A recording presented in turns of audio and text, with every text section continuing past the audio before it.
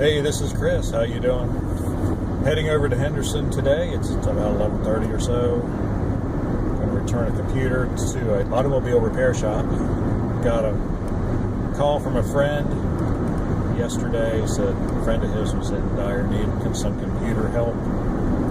So went over to Henderson to the auto repair shop and looked at this one, and it was acting kind of strange.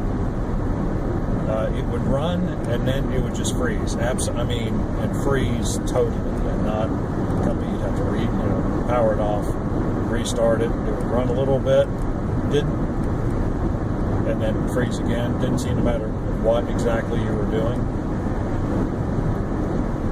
And so we don't often see that, but just having things freeze, generally indicates something wrong with the graphics adapter. But then usually if it's a graphics adapter, it goes ahead and gives you a blue screen.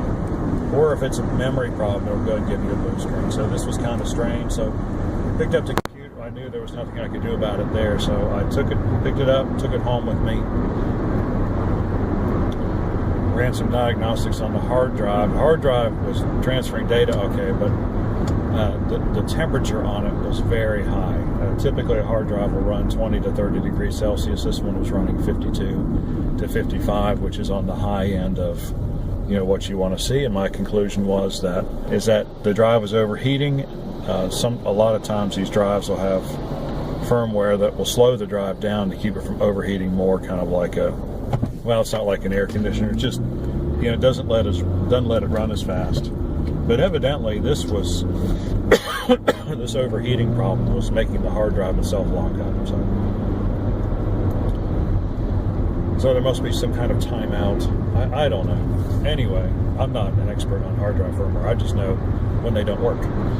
And this one was not working, so I swapped out the hard drive this morning. Fortunately, the old hard drive was working well enough that I could get a Windows image pulled from it, which means it's not a sector by sector copy, but it is an exact copy of everything that was on the hard drive, like a 12 gigabyte file. So they really didn't have a whole lot on the computer. They say they use it mainly for invoicing.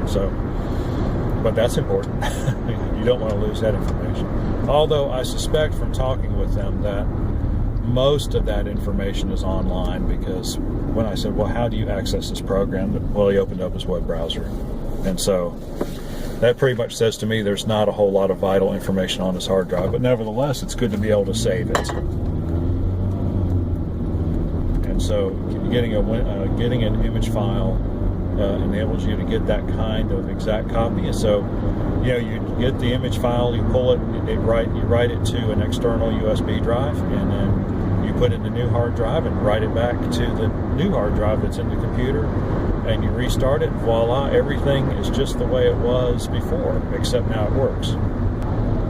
Deliver this and get paid. Of course, that's a big part of why I do this. If you want to know more about Windows image files and how they can help you save yourself from disaster, give us a call at Lee Akers Computers, 919-518-6649. Get in touch with us on Facebook at facebook.com/Lee Akers Computers, all one word. And we'll be able to help you out and maybe save you some heartache down the road. Alrighty then. I'm like Speed Racer this morning. We will see you on the next one.